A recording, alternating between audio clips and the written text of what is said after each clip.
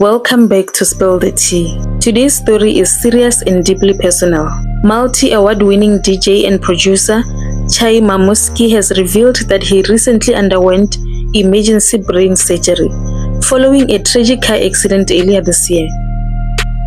On the 2nd of November, Chai Mamuski, whose real name is Colin Motla, shared that he had undergone a craniotomy, a surgical procedure to relieve pressure on the brain.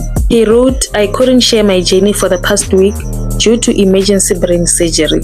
My brain, speech and body are still disturbed, so I won't be able to take calls or really talk in person for the next 2 to 3 weeks." This surgery follows the tragic car crash in August that claimed the life of fellow artist DJ Poison.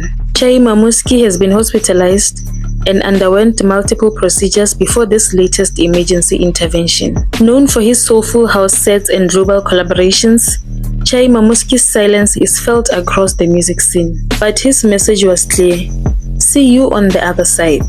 His journey reminds us that healing takes time and that behind every beat is a human being with battles we don't always see. Drop your messages of support in the comments. And don't forget to like, comment and subscribe for more tea, because recovery is always trending.